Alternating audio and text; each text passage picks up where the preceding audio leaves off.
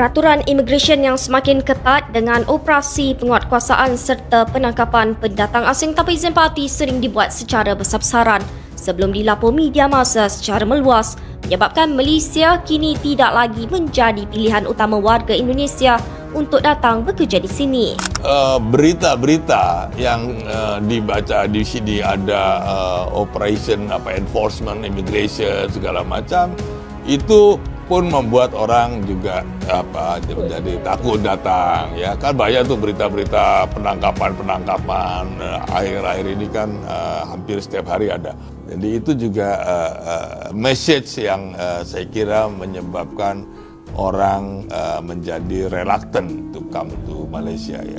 Menurut seorang pemerhati, Hermono seharusnya sedar kebanjiran parti di negara ini turut didalangi rantaian sindiket yang terdiri daripada kalangan rakyat Indonesia sendiri. Selain Malaysia, turut menjadi lubuk rezeki kepada lebih 4 juta rakyat negara Garuda itu. Dilihat seolah-olah mencabar kedaulatan negara, parti yang masih menetap di Malaysia perlu dikeluarkan secara keseluruhannya dan tindakan penguatkuasaan harus dilakukan dengan tegas, khususnya membabitkan Jabatan Imigresen Malaysia JIM dan Polis Diraja Malaysia PDRM. Berita 757 sebelum ini menggesa kerajaan tidak terlalu berlembut dengan desakan Indonesia berhubung rakyatnya di negara ini. Kontroversi timbul melibatkan negara sumber seperti Indonesia yang sebelum ini masuk campur dengan cuba menentukan proses dan sistem yang digunakan Jabatan Imigresen Malaysia dalam proses pengambilan pekerja daripada negara itu. Tapi kita nak bagi amaran bahawa seluruh kawalan pintu masuk negara kita ni kita kawal 24/7. Okey. Jadi kita gesa mereka ini, kalau sekiranya berhajat untuk pulang kampung, okey, kita sebenarnya dengan Indonesia, kita baru saja lanjutkan repatriasi penghantaran pulang. Bermaksud mereka yang melakukan kesalahan di bawah Akta Imigresen, mereka tampilkan diri, mereka bayar denda, bayar compound, kemudian mereka boleh balik. Yang itu lebih terjamin dan lebih selamat berbanding kalau mereka menggunakan ejen atau apa-apa sindiket. Ketua Polis Negara Tan Sri Razarudin Husin berkata, antara yang tertinggi melakukan jenayah di negara ini ialah membabitkan warga dari Indonesia. Bagaimanapun, PDRM terus berusaha untuk memperbaiki penguatkuasaan melalui penggunaan teknologi, kerjasama antarabangsa dan operasi yang lebih bersepadu untuk mengekang masalah ini demi memastikan keselamatan negara yang lebih terjamin, katanya. Kalau korang cuba untuk larikan diri keluar daripada sepadan Malaysia secara haram, hati-hati, korang mungkin ditangkap oleh Ops Pagar Laut yang akan menangkap warga asing yang cuba keluar dan masuk daripada sepadan Malaysia. So, apa tunggu lagi? Peluang dah ada, keizinan dah diberikan. Sampai bila nak menjadi pendatang haram dekat Malaysia ni? Pendatang asing tanpa izin ni memang satu beban kepada negara. Kita rakyat Malaysia ni baik, bukannya nak diskriminasi tak tentu hala, nak benci pendatang asing. Tak, tetapi yang salah tu tak salah, iaitu pendatang asing tanpa izin dan menggunakan sumber negara iaitu subsidi.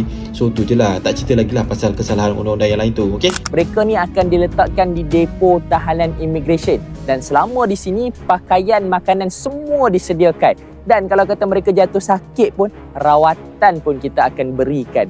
Punyalah baik Malaysia ni kalau nak dibandingkan dengan negara-negara luar yang lain. Jadi, semua warga asing dinasihatkan supaya sentiasa mematuhi peraturan dan undang-undang yang telah ditetapkan oleh Kerajaan Malaysia. Selamat datang di Ria News. Bertemu dengan saya Ria Oktorina.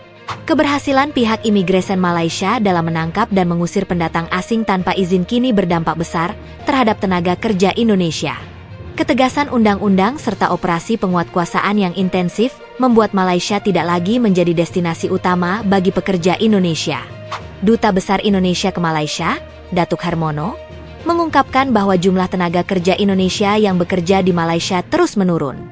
Sebelum pandemi COVID-19, jumlah pekerja berdokumen mencapai 1.130.000, sementara 1.500.000 lainnya tanpa dokumen. Kini, data terbaru menunjukkan hanya 585.000 yang masih berdaftar. Ketegasan kebijakan imigresen Malaysia serta seringnya penangkapan pendatang tanpa izin yang diberitakan luas di media sosial membuat pekerja Indonesia semakin takut datang. Kini, banyak yang memilih negara lain seperti Jepang, Eropa, Taiwan, dan Hong Kong yang menawarkan peluang kerja lebih stabil di sektor formal. Dengan kebijakan yang semakin ketat, pekerja Indonesia lebih memilih negara yang menawarkan perlindungan tenaga kerja dan prospek yang lebih baik. Jika situasi ini terus berlanjut, jumlah pekerja Indonesia di Malaysia akan semakin berkurang. Peraturan imigresen yang semakin ketat dengan operasi penguatkuasaan serta penangkapan pendatang asing tanpa izin parti sering dibuat secara besar-besaran sebelum dilapor media massa secara meluas menyebabkan Malaysia kini tidak lagi menjadi pilihan utama warga Indonesia untuk datang bekerja di sini. Mereka kini dikesan mula tertarik untuk mengisi peluang pekerjaan dalam sektor Kuala Biru iaitu bidang pekerjaan yang tidak memerlukan kemahiran tinggi seperti di negara Eropah, Jepun, Taiwan dan Hong Kong. Duta Besar Indonesia ke Malaysia Datuk Hermono mengakui Malaysia tidak lagi menjadi pilihan utama tenaga kerja Indonesia TKI untuk mencari pekerjaan sejak 3 tahun kebelakangan ini hingga hampir tiada yang kembali ke negara ini selepas pulang untuk suatu tempoh panjang. Beliau mendedahkan bilangan rakyatnya yang mempunyai dokumen lengkap di Malaysia sebelum pandemik COVID-19 adalah 1.13 juta sementara warganya tiada dokumen atau menjadi parti di negara ini dianggarkan sekitar 1.5 juta orang. Justeru dengan penurunan signifikan itu, Hermono yakin bilangan rakyat Indonesia yang tiada dokumen berada di negara juga berkurangan mendadak. Beliau mengakui TKI tertarik bekerja di destinasi atau negara lain susulan peraturan imigresen Malaysia semakin ketat termasuk operasi penguatkuasaan, penangkapan yang diketahui melalui laporan media massa membuatkan mereka bimbang ke negara ini. Ditanya mengenai peluang pekerjaan baru wujud di Indonesia menerusi pembukaan Ibu Kota Nusantara yang dijadualkan pada 2028, Hermono menafikannya kerana pusat pentadbiran baharu itu hanya memberi kesan kecil serta hanya dapat menyerap sebilangan kekosongan dalam bidang tertentu. Dalam perkembangan lain, Hermono menjangkakan bilangan rakyat yang kembali ke Indonesia bagi meraihkan Aidilfitri tahun ini jauh berkurangan kerana sambutan itu kurang meriah disambut berbanding Aidiladha. Kalau kita lihat latest statistik itu yang registered pekerja Indonesia ada di 585.000 gitu kira-kira. So number significantly drop ya. Dan juga yang undocumented saya kira sekarang pun sudah jauh berkurang. My prediction sekarang pekerja Indonesia itu saya kira ada di 1.5 ya atau even less ya. Kalau kita lihat statistik dari Malaysia, Indonesia is not number one anymore. Ya, sekarang Bangladesh number one. Ya. Okey, tapi dari saya tengok data last year dia mesti di Indonesia lagi. Nah, sekarang Bangladesh number one. Jadi jumlah pekerja Indonesia di Malaysia in the last 3 years itu significantly drop ya. Jadi dugaan saya masa COVID banyak orang pulang and then they don't return back to Malaysia. Jadi sekarang sudah embassy service pun sekarang sepi saja. Nah, yang saya lihat sekarang pekerja Indonesia ini dia pergi ke other destination, ke negara lain. Misalkan banyak ke Jepang, ke Europe, ke Taiwan, dan juga Hong Kong itu dalam waktu dekat saya kira akan membuka untuk yang sektor formal. Sekarang ini Hong Kong hanya untuk domestic worker saja, tapi soon dia juga akan buka yang formal. Dan saya kira Singapura pun akan ada membuka yang sektor formal karena di banyak negara ada shortage ya pekerja di sektor-sektor yang kita sebut sebagai blue collar workers ya, yang not high skill lah ya. Jadi ada destinasi baru untuk pekerja Indonesia. And Malaysia, I think kalau kita lihat data yang terakhir semakin menurun ya orang pekerja Indonesia. Satu itu pun demikian. Jadi berita-berita yang dibaca di sini ada operation enforcement, immigration segala macam, itu pun membuat orang juga jadi takut datang, ya kan. Banyak tuh berita-berita penangkapan akhir-akhir ini kan hampir setiap hari ada, dan itu kan dibaca juga dengan sekarang sosial media, dan belum orang boleh baca apa yang berlaku di sini. Di Indonesia pun dia sehari yang sama udah tahu juga. Jadi banyak penangkapan ya, case-case itu pun membuat orang menjadi mungkin tidak tertarik, mungkin takut, better daripada macam-macam. Orang kan tahu, oh ada penangkap, ada ditangkap, orang takut juga gitu kan. Jadi itu juga message yang saya kira menyebabkan orang menjadi reluctant to come to Malaysia ya.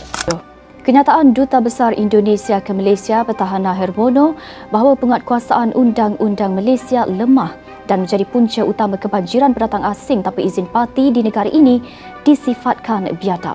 Menurut seorang pemerhati, Hermono seharusnya sedar kebanjiran parti di negara ini turut didalangi rantaian sindiket yang terdiri daripada kalangan rakyat Indonesia sendiri, selain Malaysia turut menjadi lubuk rezeki kepada lebih 4 juta rakyat negara Garuda itu. Pemerhati menyifatkan kelantangan Hermono menyalahkan Malaysia sangat biadab.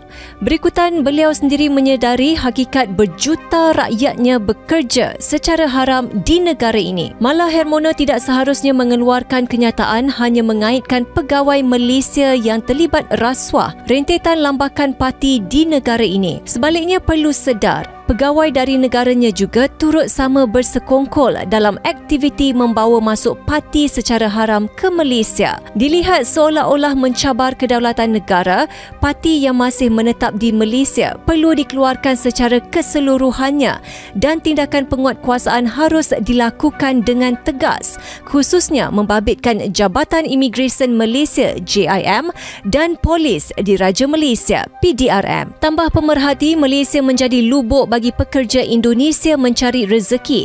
Namun ada segelintir daripada mereka dilihat tidak amanah, mencuri dan pengotor. Selain tidak mementingkan kualiti skop tugas harian, biarpun menerima kadar upah yang lebih tinggi berbanding warga tempatan. Pembayaran gaji minimum RM1,500 juga seolah-olah tidak masuk akal apabila kadar gaji yang diterima pekerja asing dari negara itu setaraf dengan gaji graduan diploma di negara ini, selain turut mempertikaikan hak yang sewajarnya diterima rakyat tempatan. Terdahulu, Hermono mendakwa penglibatan individu dalam kerajaan dan penguatkuasaan undang-undang di negara ini yang lemah menjadi punca utama keadaan itu.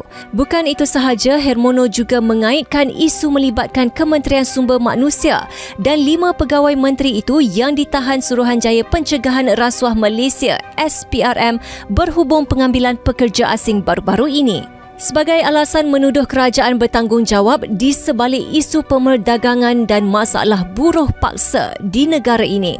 Berita 757 sebelum ini menggesa kerajaan tidak terlalu berlembut dengan desakan Indonesia berhubung rakyatnya di negara ini. Kontroversi timbul melibatkan negara sumber seperti Indonesia yang sebelum ini masuk campur dengan cuba menentukan proses dan sistem yang digunakan Jabatan Imigresen Malaysia dalam proses pengambilan pekerja daripada negara itu. Kejadian ini berulang apabila Hermono mengumumkan tindakan menyenarai hitamkan beberapa rakyat Malaysia yang didakwa mengeksploitasi pembantu rumah dari negara itu. Sebagai rekod, sehingga 22 Januari terdapat 399,827 warga Indonesia bekerja secara sah di Malaysia dalam pelbagai sektor, dan daripada jumlah itu 63,323 adalah pembantu rumah. Ya, saya akui promosi cara itu sebab dia mudah, okey, dan dia dapat menarik sasaran dia, okey. Tapi kita nak bagi amaran bahawa seluruh kawalan pintu masuk negara kita ni kita kawal 24/7. Okey. Jadi kita gesa mereka ini kalau sekiranya berhajat untuk pulang kampung, okey, kita sebenarnya dengan Indonesia, kita baru saja lanjutkan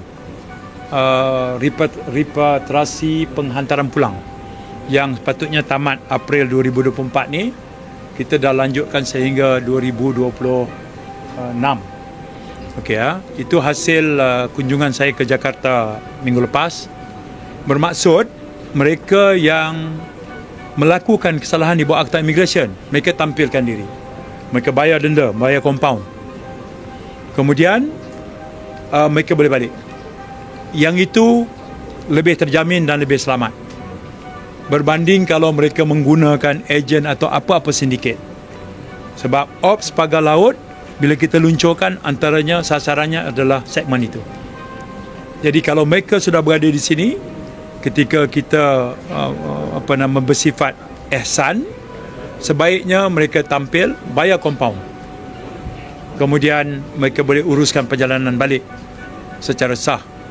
Itu lebih baik.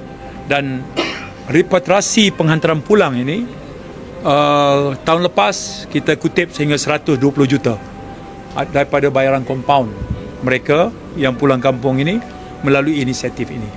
Jadi abaikan iklan-iklan yang sebegitu, sebab mereka tak boleh lepas kalau bila operasi sempadan darat, laut dan udara yang kita buat ni. Okay. So itu lebih baik untuk kebaikan mereka juga. Kuala Lumpur memetik laporan harian Metro, kebanjiran warga asing termasuk pendatang tanpa izin parti menimbulkan kebimbangan masyarakat, terutama apabila ada yang terbabit dengan pelbagai jenayah sekaligus mengancam keselamatan negara. Sepanjang tempoh 4 tahun dari 2021 hingga November 2024, seramai 9,684 warga asing dari pelbagai negara telah ditahan terbabit dengan jenayah kekerasan, samun, curi, bunuh, rogol dan jenayah lain. Ketua Polis Negara Tan Sri Razaruddin Husin berkata, antara yang tertinggi melakukan jenayah di negara ini ialah membabitkan warga dari Indonesia, Myanmar, Bangladesh, Filipina dan Pakistan. Menurutnya, berdasarkan rekod, kebanyakan warga asing yang ditahan polis antara 2021 hingga November lalu biasanya terdiri daripada 2 kategori, iaitu yang memasuki negara ini secara sah tetapi tinggal melebihi tempoh yang dibenarkan, dan mereka yang masuk secara haram tanpa dokumen atau melalui pintu masuk yang tidak sah. Katanya sebagaimana dipetik dari harian Metro, bagi tangkapan membabitkan tiada dokumen dalam tempoh sama, seramai 4,222 parti ditahan mengikut Seksyen 6-1-C Akta Imigresen 1959 Palang 63, katanya. Razaruddin berkata tangkapan warga asing membabitkan kes tinggal lebih masa pula adalah seramai 6,559 bagi tempoh sama. Sementara itu jumlah wanted person, iaitu orang dikehendaki, warga negara asing dari 2020 hingga November 2024 adalah seramai 2,141 orang, manakala orang dikehendaki membabitkan kes jenayah dari Jabatan Siasatan Jenayah JSJ seramai 1,414, kes jenayah komersial seramai 325 dan narkotik seramai 402 orang. Cabaran utama yang dihadapi oleh polis Diraja Malaysia PDRM dalam membenteras jenayah membabitkan warga asing, terutamanya parti, ialah pengesanan identiti.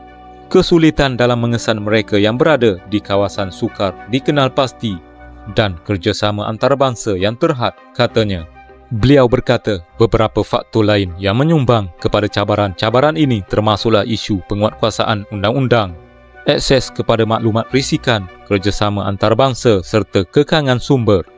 Bagaimanapun, PDRM terus berusaha untuk memperbaiki penguatkuasaan melalui penggunaan teknologi, kerjasama antarabangsa dan operasi yang lebih bersepadu untuk mengekang masalah ini demi memastikan keselamatan negara yang lebih terjamin, katanya.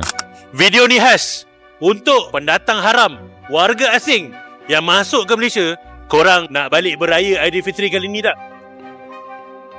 Musim raya kali ini, Menteri Dalam Negeri Datuk Seri Saifuddin Nasution dan Kementerian Dalam Negeri sekali lagi memperkenalkan program repatriasi migrant Untuk program ni, mana-mana warga asing pendatang haram boleh serah diri kepada Jabatan Immigration terdekat dan korang cuma perlu bayar kompaun dan denda, kemudian Malaysia akan hantar korang balik ke negara asal dengan selamat. Ini adalah langkah yang berkesan untuk pastikan korang boleh keluar Malaysia dengan cepat dan teratur. Kalau korang cuba untuk larikan diri keluar daripada sepadan Malaysia secara haram, hati-hati, korang mungkin ditangkap oleh Ops Pagar Laut yang akan menangkap warga asing yang cuba keluar dan masuk daripada sepadan Malaysia. So, apa tunggu lagi? Peluang dah ada, keizinan dah diberikan. Sampai bila nak menjadi pendatang haram dekat Malaysia ni? Program ni bagus sebab program ni memastikan pendatang haram keluar daripada Malaysia dan Malaysia dapat kutip denda dan kompaun daripada program ni. So, sama-samalah kita sokong program repatriasi migran ni dan share dan sebarkan video ni macam korang sebarkan fitnah supaya semua warga asing dengan pendatang haram ni nampak dan boleh balik ke negara asal masing-masing. Inilah usaha KDN dan Menteri Dalam Negeri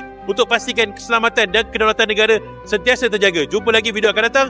Assalamualaikum. Pendatang asing tanpa izin ni memang satu beban kepada negara, tapi saya nak cakap ni dalam konteks kesihatan. Pendatang asing tanpa izin ni akan gunakan sumber negara kita. Katakanlah datang nak bersalin, kena masuk ward, deposit at least RM1,000. Kalau bersalin biasa RM3,000. Kalau Caesar at least RM7,000-8,000. Nanti bila nak discharge, siapa yang akan bayar bil tu? Takkan kita nak tahan dia dalam ward sehingga dia bayar semua bil? Dia pun tak ada duit untuk bayar bil yang sedia ada. So nak tak nak terpaksa discharge. Tapi bila kita dah discharge dia, adakah kita akan jumpa dia balik? Adakah kita akan dapat bayaran tu? Takkan dah. Kita pun dah tak tahu dah dia pergi mana sebab dia sendiri pun tak ada dokumen. Problem nanti dengan unit hasil, sebab bila buat kiraan, macam mana orang ni tak ada bayaran ni, nak tuntut ke ni? Nak tuntut macam mana? Sebab dia tak ada dokumen. So total bil dia tu berapa? RM9,000, RM10,000. Habis macam tu je dah dibelanjakan untuk seorang pendatang asing tanpa izin. So situlah beban kewangan. Lepas tu adalah yang terpaling kemanusiaan. Korang kan doktor, korang kan nurse, selamatkan je lah nyawa tu, tak payah banyak bunyi. Memanglah, tapi masalahnya kau ingat selamatkan nyawa tu free ke? Beranulah, needle, syringe, ubat, latri air, semua tu subsidi, bukannya free. Kita yang bayar cukai nak tanggung pendatang asing tanpa izin. Kalau macam tu, sila pergi ke unit asing, tolong bayar mana-mana bil tertunggak oleh pendatang asing tanpa izin. Engkau kan kemanusiaan. Saya bukannya resis ke benci pendatang, tak. Kita profesional. Kalau diorang datang, kita akan berikan rawatan yang terbaik. Tetapi bila diorang tak bayar, kos rawatan tu terpaksa ditanggung oleh pembayar cukai rakyat Malaysia. Itu yang menjadi masalah kepada negara.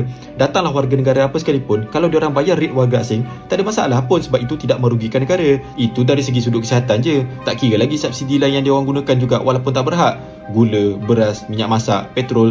Bayangkan diorang guna petrol RON 95 tu sama macam kita, sedangkan subsidi tu untuk kegunaan rakyat Malaysia. Tapi yelah, sebab akta pun kata nombor pendaftaran kenderaan Malaysia je, walaupun yang isi tu tak kisah warga negara mana. Tahniah kepada pasukan PDRM atas operasi besar-besaran tempoh hari. Lebih kurang dalam 1,000 lebih warga asing berjaya ditangkap. Tahniah. Tapi adakah ni akan selesaikan masalah tu? Tak, sebab yang kita tangkap tu yang paling bawah. Sama ada diorang datang Malaysia ni secara sukarela ataupun mangsa pemerdagangan manusia, yang tu kita tak tahulah sebab dari segi sudut undang-undang Malaysia, tanpa izin adalah tetap tanpa izin. Operasi itu hanyalah sekadar kelegaan jangka masa pendek ataupun solusi yang bersifat sementara. Orang yang patut kita tangkap ni orang tengah dan juga orang atasan. Siapa majikan dia? Siapa yang keluarkan lesen perniagaan? Siapa ejen yang bawa masuk? Siapa yang jaga ejen-ejen tu? Orang macam ni lah. Kalau kita sekadar tangkap orang bawah, 5,000 orang ke 2,000 orang ke 10,000 orang, ejen orang atasan tu masih buat operasi. Nanti dia bawa masuk balik orang baru. Lepas tu bila nak selesainya, yang dah sedia ditangkap tu dalam depo tahanan imigresen bertahun-tahun tak boleh nak hantar balik. Lepas tu nak tangkap lagi orang baru. So kita kena tangkap orang tengah dan orang atasan, barulah selesai masalah ni dalam skala yang besar. Kita rakyat Malaysia ni baik, bukannya nak diskriminasi tak tentu hala, nak benci pendatang asing. Tak, tetapi yang salah tu tak salah, iaitu pendatang asing tanpa izin dan menggunakan sumber negara iaitu subsidi. So tu je lah, tak cerita lagi lah pasal kesalahan undang-undang yang lain tu. Okey, tu sahaja, bye. Malaysia kira antara negara yang cukup baik kalau nak kira layanan terhadap pendatang asing tanpa izin. Kalau ada warga asing yang langgar mana-mana akta imigresen, contohnya tinggal lebih masa di Malaysia ataupun masuk ke Malaysia secara haram, mereka ni akan ditangkap, didakwa, dihukum dan disenarai hitamkan. Lepas dah menjalani hukuman, barulah kita akan hantar mereka pulang ke negara asal mereka. Tapi sementara tunggu nak siapkan dokumen perjalanan ni, mereka ni akan diletakkan di depo tahanan imigresen. Dan selama di sini, pakaian, makanan semua disediakan. Dan kalau kata mereka jatuh sakit pun, rawatan pun kita akan berikan. Punyalah baik Malaysia ni kalau nak dibandingkan dengan negara-negara luar yang lain. Walaupun ada cubaan nak burukkan Malaysia, kononnya layanan kita teruk, depo tahanan kita sesak, tapi tetap tak berjaya. Sebab depo tahanan kita boleh menampung sehingga 20,000 tahanan. Dan sekarang kita baru ada lebih kurang 14,000 tahanan. Lagipun baru-baru ni Yang Berhormat Datuk Seri Saifuddin Nasution ada merasmikan sebuah depo tahanan imigresen baru di Jawi, Pulau Pinang yang boleh menempatkan sehingga 1,200 orang tahanan baru. Jadi tak ada lah istilah pendatang asing tanpa izin kita terpaksa bersesak-sesak dalam depo tahanan. Tapi nak kata Malaysia bagi layanan yang berlebihan kepada mereka, tak juga. Cumanya kita bagi layanan sewajarnya sebagai seorang manusia. Suka ataupun tak, Malaysia tetap terikat kepada undang-undang antarabangsa untuk bagi hak asasi kepada mereka. Yalah, bayangkan kalau jadi apa-apa ketika mereka dalam tahanan. Yang buruk, Malaysia juga. Antara hinaan yang selalu orang Indonesia panggil negara Malaysia ni ialah Malaysia ni banyak Bangla, banyak Rohingya, dah macam bukan negara sendiri. Okey, benda tu aku tak boleh deny sangat sebab memang betul negara kita banyak ambil pekerja asing, warga asing, Bangla, Rohingya pun ada. Tapi kau nak tahu tak satu fakta menarik yang mana statistik sendiri menunjukkan jumlah imigran daripada Asia yang datang ke Malaysia ni yang paling banyak sebenarnya siapa? Kau boleh tengok table tu. Okey, walaupun ini latest update dia tahun 2021, tapi aku rasa tahun 2024 tak ada banyak benda yang berubah pun. Tengok nombor 1 Indonesia, pekerja asing, warga asing Indonesia yang datang ke negara Malaysia lebih 1 juta bang. Orang Nepal, orang Bangla pun tak lebih tau 50% daripada jumlah Indonesia yang datang ke Malaysia. Jadi kalau kau nak cakap Malaysia ni negara Bangla, kau kena check dulu kot ada jiran-jiran kau, family kau yang jauh-jauh yang datang daripada Indonesia ke Malaysia untuk bekerja. Sebenarnya aku tak ada masalah apa pun. Diorang nak cari rezeki kan. Mungkin dekat Indonesia tak dapat, nak cari rezeki kat Malaysia, tak ada masalah. Tapi yang aku jadi masalah is orang-orang Indonesia nak kata negara Malaysia ni ambil Bangla, ambil Nepal, ambil Myanmar. Orang Indon lah paling ramai dekat negara kita ni yang bekerja. Jadi bibik ada, jadi buruh ada, jadi tukang masak ada. Macam-macam lah ada. Jadi kan, sebelum nak komen tu, better check dulu fakta. Sebab kalau aku dapat bola tanggung macam ni, memang aku tak lepaskan peluang lah. Salam sejahtera. Hari ini saya nak kongsikan satu lagi info berkaitan kesalahan masuk dan tinggal tanpa pas dan permit yang sah. Ia bermaksud mana-mana warga asing masuk ke Malaysia tanpa sebarang pas ataupun permit, masuk secara haram.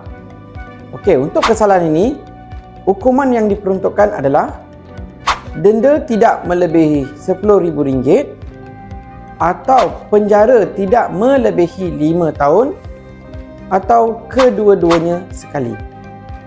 Dan untuk kesalahan ini boleh dikenakan sebatan dengan tidak melebihi 6 sebatan.